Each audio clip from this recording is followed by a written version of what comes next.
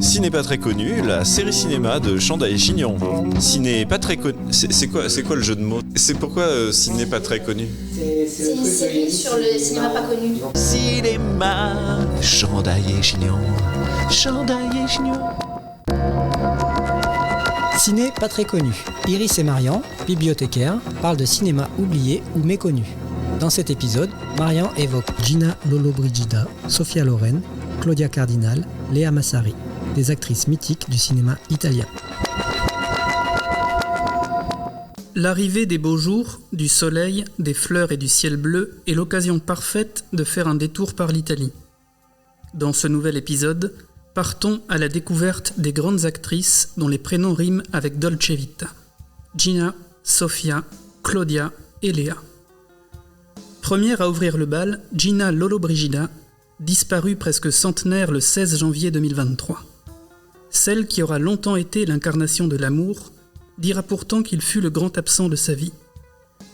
Issue d'une famille ouvrière et douée pour le dessin, la jeune Gina s'oriente naturellement vers une carrière artistique. Sa grande beauté lui ouvre les portes du cinéma et sa carrière décolle dès 1952 avec un film français, Fanfan la Tulipe, où elle incarne une gitane aux côtés de Gérard Philippe. Elle retrouve d'ailleurs ce glorieux partenaire la même année dans un autre film français, Les Belles de Nuit. Dans son Italie natale, Gina incarne la bouleversante Bersaliera, une jeune fille pauvre et sauvage, amoureuse d'un soldat, dans Pain, amour et fantaisie, et sa suite, Pain, amour et jalousie, deux grands succès européens sortis en 1953 et 1954. Une belle histoire, drôle et émouvante, à redécouvrir d'urgence. Le cinéma italien regorgeait de ces petites comédies sociales sans prétention, simples, efficaces et pleines de charme. Des rôles de belle gitane à celui d'Esmeralda, il n'y a qu'un pas, que Gina va franchir en 1956 en incarnant l'héroïne de Victor Hugo dans le Notre-Dame de Paris de Jean Delannoy avec Anthony Quinn en Quasimodo. Encore un très bon film à revoir sans plus attendre. Gina incarnera d'autres grands personnages, comme la soprano Lina Cavalieri dans La Belle des Belles, ou la reine de Saba dans le film du même nom, aux côtés de Yul Brynner. Au même moment, une autre grande actrice italienne tient le haut de l'affiche, c'est Sophia Loren. Elle aussi aura connu une enfance pauvre et difficile.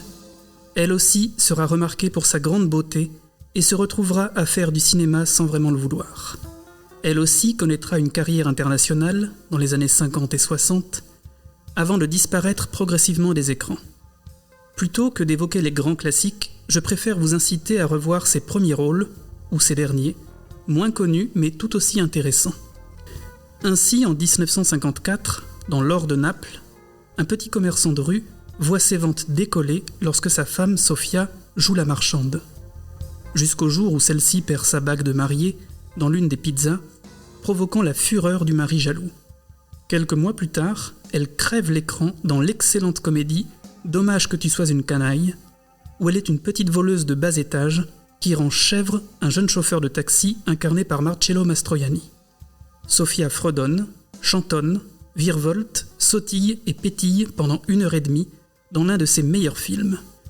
20 ans plus tard, en 1974, elle partage la vedette avec Jean Gabin, dont ce sera l'avant-dernière apparition, avec Verdict. Elle y joue une mère prête à tout pour défendre son meurtrier de fils et l'extraire des rouages de la justice jusqu'à sombrer elle aussi dans la criminalité. Bibliothécaire, spécialiste en rien, Ou presque. intéressé partout. Plus ou moins. Chandail et Chignon, le podcast vraiment très intéressant. Hallucinant. C'est possible ça? Retournons dans les années 50 avec une autre comédie italienne qui créera la surprise en 1958, Le Pigeon. C'est l'histoire de Cosimo, un voleur en carton, qui se fait pincer pour avoir essayé de piquer une voiture.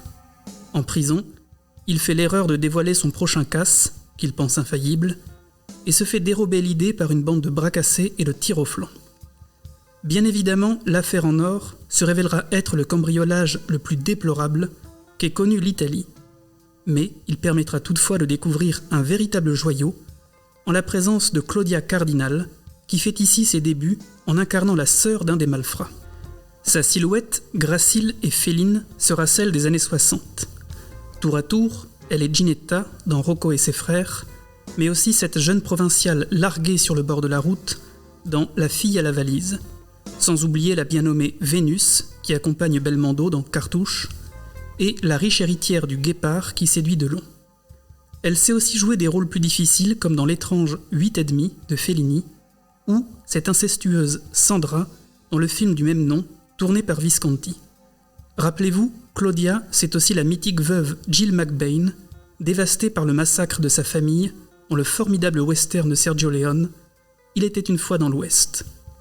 La décennie suivante est un peu plus difficile, même si l'on peut revoir avec délice la Shkumun, où elle retrouve Belmondo au sein de la pègre marseillaise, ou encore son rôle de passionnariat dressé contre le fascisme dans Liberté mon amour.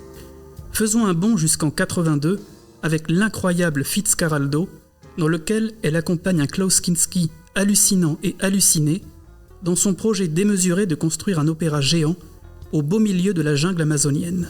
Refermons cet album de Claudia sur son rôle de maman souriante, douce et généreuse, épouse d'Omar Sharif, dans Meyrig et 588 rue Paradis, l'émouvant diptyque réalisé par Henri Verneuil sur l'enfance douloureuse vécue par ce dernier, en plein génocide arménien. Sorti en 91 et 92 dans une relative indifférence, ce sont là les deux derniers films tournés par cet immense réalisateur français qu'était Henri Verneuil, injustement méprisé de son vivant parce que trop populaire, et qu'il conviendrait de réhabiliter de toute urgence. Revenons à nos moutons avec une autre italienne, Léa Massari. Son nom ne vous dit peut-être rien, et pourtant elle est un des visages familiers du cinéma des années 60 et 70, un de ces visages effacés, oubliés, dont on peine à se rappeler, et pourtant elle vous dit quelque chose. D'ailleurs, c'est exactement l'histoire de son premier grand rôle dans l'Avventura en 1960, celui d'Anna, épouse malheureuse, dont la disparition en pleine mer semble laisser tout le monde indifférent, y compris son mari, vite consolé dans les bras d'une autre. En 65, dans Des filles pour l'armée, elle est bouleversante dans le rôle de Tula, une prostituée embarquée de force avec ses amis pour un interminable périple en camion à destination des troupes italiennes en pleine guerre mondiale. Débutée dans sa patrie d'origine, les grands rôles de Léa seront, pour une large majorité, dans des films bleu-blanc-rouge.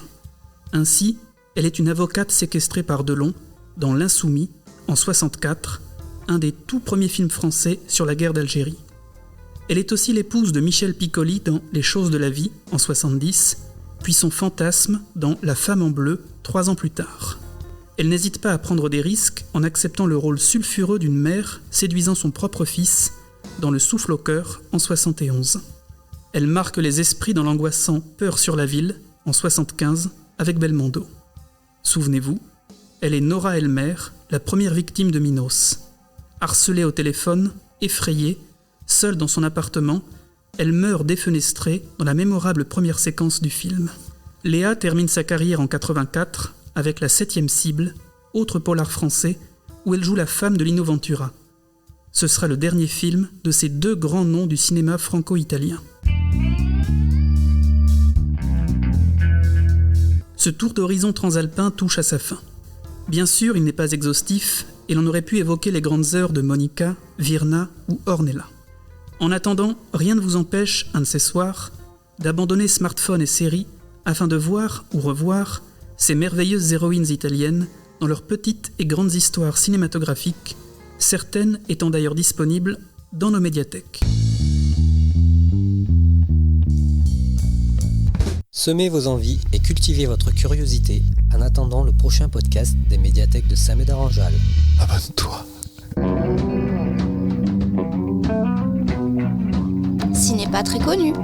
Une série cinéma de Chandaille et Chignon, le podcast des médiathèques de Saint-Médard-en-Jalles.